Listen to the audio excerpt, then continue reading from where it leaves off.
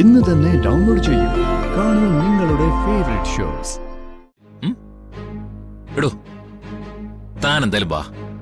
മനസ്സിൽ ചില കാര്യങ്ങൾ തോന്നിയാ അത് പറഞ്ഞു തീർന്നില്ലെങ്കിൽ ശരിയാവില്ല.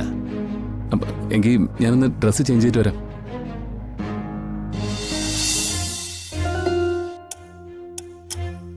എന്താ അമ്മേ? ടീച്ചറോട് ജ്യോതിയുടെ കല്യാണകാര്യം കൊണ്ടാണെന്ന് പറഞ്ഞു തിരിച്ചു വിളിക്കാം. വേണ്ട, നമ്മള് പ്രത്യേകിച്ച് ആരോടും പറയുന്നില്ലല്ലോ. പിന്നെന്തിനാ?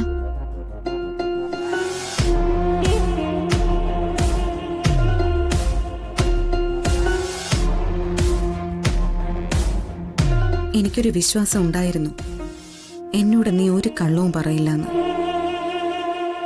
ആ വിശ്വാസം തകർന്നുകൊണ്ടിരിക്കുകയാണ്. വേണമെങ്കിൽ നിനക്കെന്നോട് ചോദിക്കാം.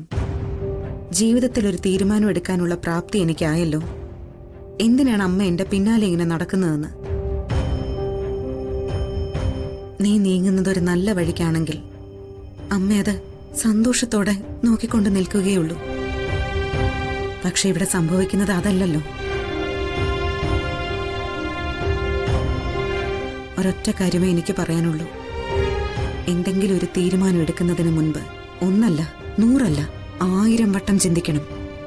ഇനി ഒരു തെറ്റ് പറ്റിപ്പോയാൽ, നിനക്കൊരു വീഴ്ച സംഭവിച്ചാൽ, നിന്നേക്കാൾ മുൻപേ ചിലപ്പോൾ ഞാൻ...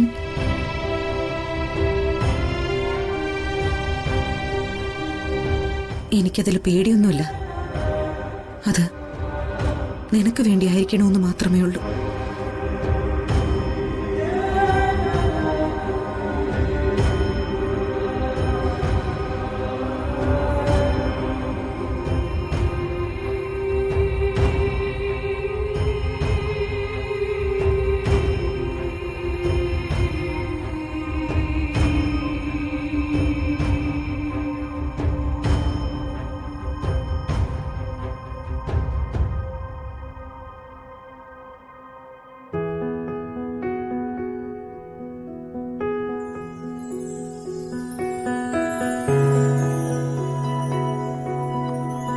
ഹരി, ഹരി,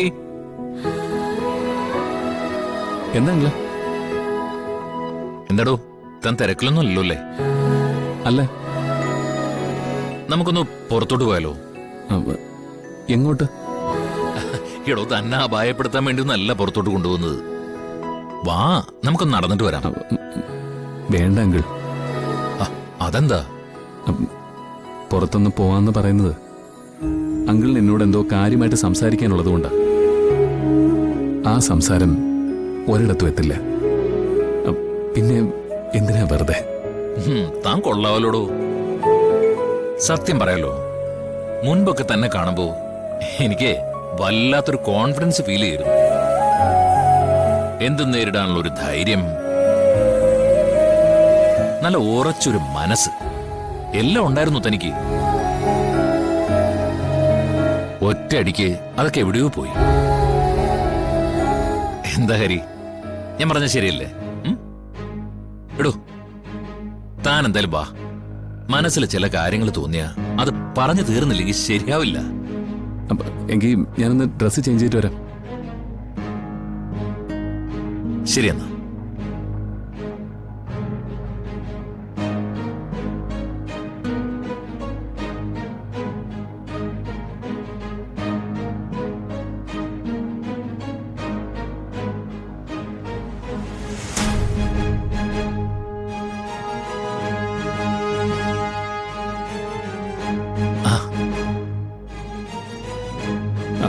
അല്ല, വണ്ടി എടുക്കണോ? ഓ വേണ്ടടോ, നമുക്ക് ഒറ്റ നടത്തങ്ങ് നടക്കാം.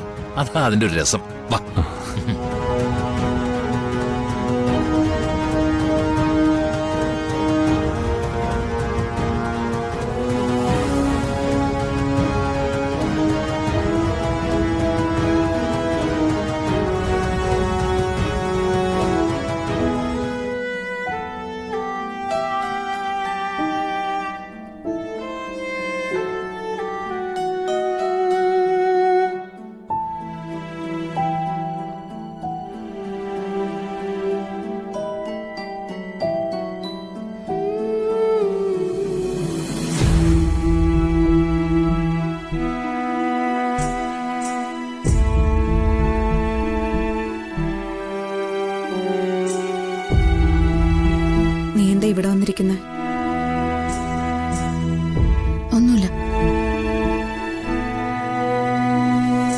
ജ്യോതിയുടെ വിവാഹം നടക്കുന്നതിൽ നിനക്കെന്തെങ്കിലും എതിരഭിപ്രായമുണ്ടോ?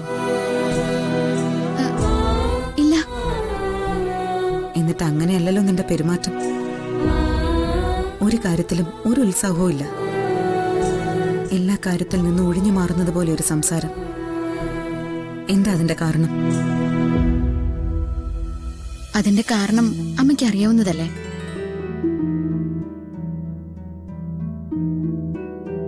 ആദിയുടെ കാര്യമാണ് ഉദ്ദേശിക്കുന്നതെങ്കിൽ അതെനിക്ക് മനസ്സിലാവും മോളെ.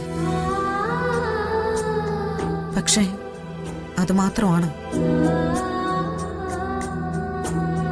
വേറെ എന്തൊക്കെയോ പ്രശ്നങ്ങളില്ലേ നിന്റെ മനസ്സിൽ?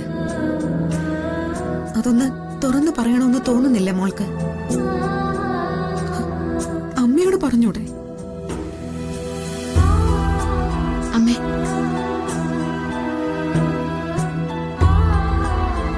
ഞാൻ വഴക്ക് പറയും, കുറച്ചു നേരം മിണ്ടാതിരിക്കും. അതൊന്നും ദേഷ്യം കൊണ്ടല്ല മോളെ, അമ്മയ്ക്ക് നിന്നോടുള്ള ഇഷ്ടത്തിന്റെ അളവ് കൊണ്ട്.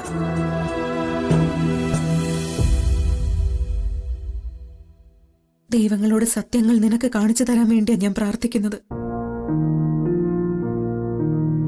അമ്മ ഇങ്ങനെ നിന്റെ മുന്നിൽ നിന്ന് നീറുന്നത് എന്റെ മോൾക്കൊന്നും മനസ്സിലാവുന്നില്ലല്ലോ എന്ന് വേദനിച്ചിട്ട. മുൻപൊക്കെ നീയൊരു വാക്ക് പറയാൻ തുടങ്ങിയ അതിന്റെ ബാക്കി അമ്മയ്ക്ക് പറയാൻ പറ്റുമായിരുന്നു. എന്തിന്? നീയൊരു സ്വപ്നം കണ്ടാ പോലും അതിന്റെ അർത്ഥം അമ്മ അങ്ങോട്ട് പറഞ്ഞിരുന്നു. പക്ഷെ ചെറിയൊരകലം അമ്മയിൽ നിന്ന് നീ ഉണ്ടാക്കിയപ്പോ അമ്മയ്ക്ക് ചിലതൊക്കെ മനസ്സിലാവാതെ പോവാ. അമ്മ അകത്തേക്ക് ചെല്ല. നമ്മളിവിടെ ഇങ്ങനെ സംസാരിക്കുന്നത് കണ്ട ആർക്ക് എന്ത് കുഴപ്പം? അല്ല, അമ്മ ഒരു കാര്യം ചോദിക്കട്ടെ. ഇതിന്റെ ഇടയിൽ എപ്പോഴെങ്കിലും അമ്മയോട് ഇത്തിരിയെങ്കിലും വെറുപ്പ് തോന്നിയിട്ടുണ്ടോ മോൾക്ക്? എന്താ അമ്മേ? അമ്മയെ വെറുക്കാണെങ്കിൽ ഞാൻ പിന്നെ ചത്ത് കളയില്ലേ?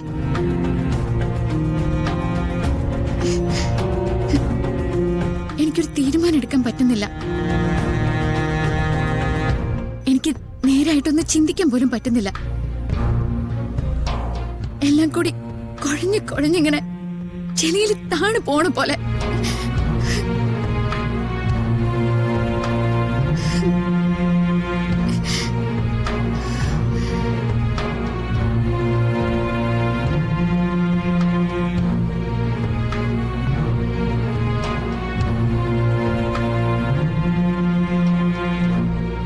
ഒക്കെ ഭഗവാൻ മാറ്റിത്തരും മോളെ. അമ്മ അങ്ങനെയാ വിശ്വസിക്കുന്നത്. മധുര